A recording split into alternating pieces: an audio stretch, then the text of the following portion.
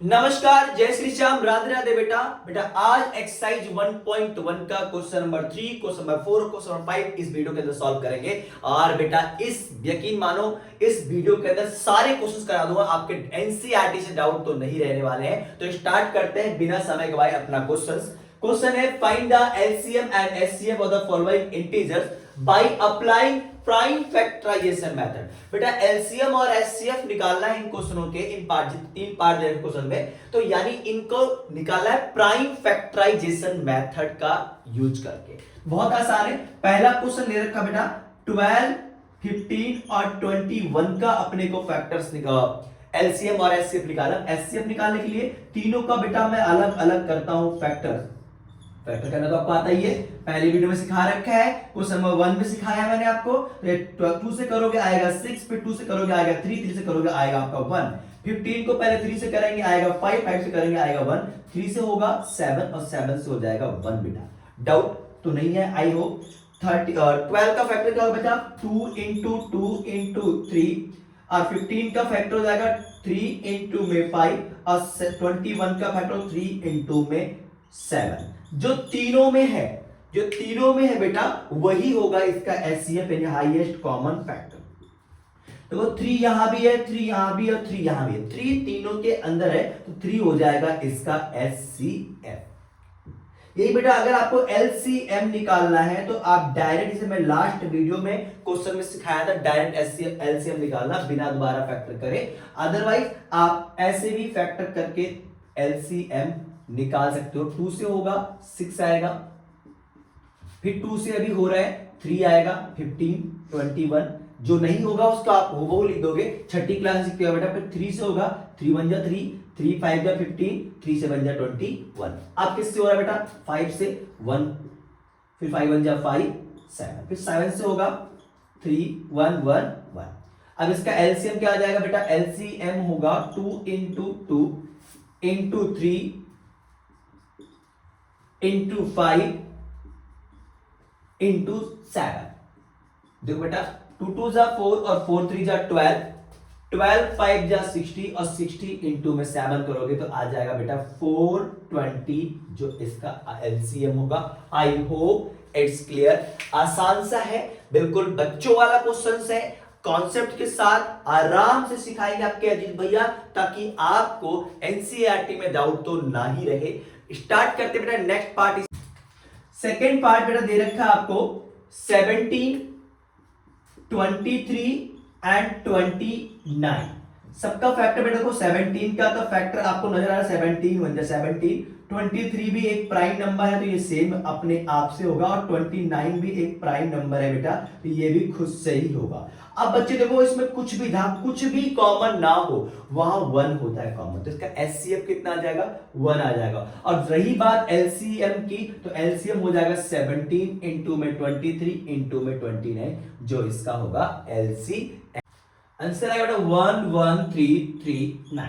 It's clear. Third part आपके लिए है, आप करें। अगर कोई भी डाउट रहता है तो कमेंट बॉक्स बताएं, मैं दोबारा से सॉल्व करवा दूंगा। तो बेटा स्टार्ट करते हैं नेक्स्ट क्वेश्चन यानी फोर्थ क्वेश्चन बच्चे, जो मोस्ट इंपॉर्टेंट है आपके एग्जाम में आता है बच्चे। मैं एनसीईआरटी के वो सारे क्वेश्चन बताता चलूंगा जो पेपर में आने वाले चांसेस, साथ के साथ आप नोट डाउन कर लेना नोटबुक में कि ये वाला क्वेश्चन पेपर के लिए है, तो उसको हाथ के हाथ इंपॉर्टेंट लगाते चलना एनसीईआरटी के क्वेश्चंस। और यकीन मानो उसके बाहर जो जितने इंपॉर्टेंट बताऊंगा उससे बाहर आपके एग्जाम में आने वाले नहीं है।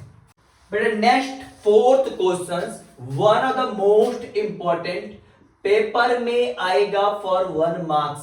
लिख के ले लो ये वाला क्वेश्चंस, इस पर बने क्वेश्चंस, इसके जैसे क्वेश्चंस एग्जाम में आपका आने वाला है। तो ये क्वेश्चंस स्टार्ट करने से पहले बता दूं बेटा, आपने सेकंड क्वेश्चन में एक चीज पढ़ा था कि LCM into HCF is equal to product of 2 numbers. अगर किसी भी 2 नंबर का एलसीएम करे और एचसीएफ करे, उन दोनों का मल्टीपल उन्हीं दोनों नंबर के मल्टीप्लाई के बराबर होगा। तो ये वाला फॉर्मूला आप फटाक से अपने कॉपी पे नोट कर लो।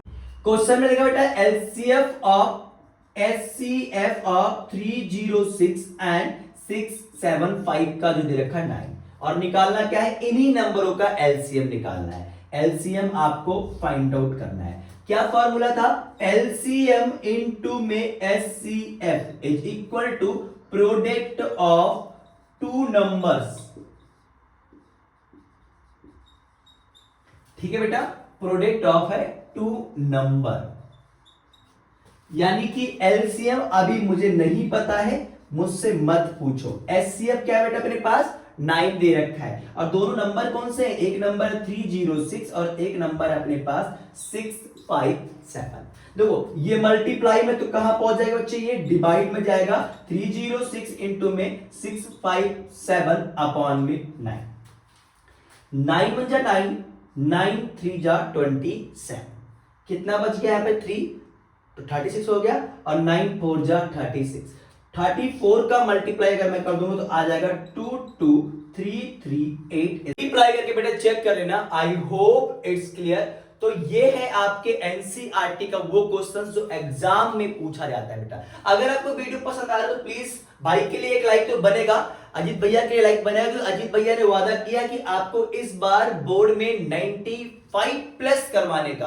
तो पहले मेरा काम क्या है? एनसीईआरटी के एक एक क्वेश्चन आपको कराऊंगा, देन बच्चे मैं आपको वो सारे क्वेश्चन बताऊंगा पीवाईक्यू जो एग्जाम में पूछे जाते हैं, एमसीक्यूज भी कराऊंगा। तो सीरियल वाइज आप अगर चैनल पे नए हैं तो चैनल को सब्सक्राइब करके रखें, ताकि हर एक वीडियो आपके पास पहुंचे, इंपॉर्टेंस पहुंचे। क्वेश्चन नंबर 5 मोस्ट इंपॉर्टेंट है, पेपर में आएगा, एनसीईआरटी वाला क्वेश्चंस आपके पास है। दे रखा है चेक वेदर 6 की power n can and with digit 0। 6 की पावर n अगर करा जाए तो क्या ये 0 पर एंड होगा कभी? फॉर क्या है बेटा? For any natural number n। n क्या है आपका? n is a natural number. जो n आपको यहां पर नजर आ रहा है ये क्या है? एक नेचुरल नंबर है। अच्छा बेटा, तो यानी n इसका मतलब is equal to natural number कहां से स्टार्ट होता है? 1 से स्टार्ट होता है। 1 2 3 4 5 6 डॉट डॉट डॉट। अब चेक करना बेटा, 6 की पावर पहले मैंने 1 रख लिया, 6 की पावर 1 कितना आएगा? 6 आएगा। विच कहां पे एंड हो रहा है बेटा? किस डिजिट पे एंड हो रहा है? 6 पे। विच एंड विथ डिजिट 6। अगर आप बेटा 2 रख के देखते हैं, 6 की पावर 2 किया तो कितना आएगा? 36। अभी भी कहां एंड हो रहा है बेटा? ये 6 पर एंड हो रहा है, एंड विद डिजिट 6। अब 3 रख के चेक कर बेटा, अगर मैं यहां 3 रखूंगा कितना आ जाएगा? 216। अभी भी कहां एंड हो रहा है? ये 6 पर ही एंड हो रहा है। अगर मैं 6 की पावर 4 रख के चेक करूंगा तो क्या आएगा? 1296, यानी कि 6 पे ही एंड हो रहा है ये भी। तो आपने क्या चेक देखा बेटा? तो बेटा सारे के सारे जो 6 की पावर n है कहां पे एंड हो रहे? 6 पर एंड हो रहे। तो लिखोगे एवरी यूनिट डिजिट ऑफ 6 की पावर n इज 6। जितने भी बेटा अपने पास 6 की पावर n है उनकी जो यूनिट डिजिट आ कितना है बेटा? 6 पर ही एंड हो रहा है। सो 6 की power n can not be and with digit 0। 6 की पावर n कभी भी 0 पर खत्म नहीं होगा। बेटे इसी क्वेश्चंस को एक और तरीके से आप सॉल्व कर सकते बच्चे। क्या है बेटा? 6 का पहले आप कर लेना फैक्टर, और 6 का फैक्टर है 2 इंटू में 3। 2 तो आ रहा है, अगर 2 और 5 के अलावा कोई अदर फैक्टर आता है तो ये कभी भी 0 पर एंड नहीं होगा। यहां इसमें फैक्टर में आपको 5 नजर नहीं आ रहा है, 5 नहीं है, इसका मतलब ये कभी भी 0 पर एंड नहीं होगा। अगर 1 मार्क्स में आया तो सिंपल से काम करना, पहले फैक्टर कर लेना। अगर 2 और 5 के अलावा कुछ और आ रहा है तो उसका फैक्टर 0 पे अभी एंड नहीं होगा। ध्यान रखना बेटा, इसमें बहुत सारे क्वेश्चन आपके एग्जाम में पूछ जाते हैं 12 की पावर n 5 की पावर n करके, तो आप इनको करोगे सॉल्व।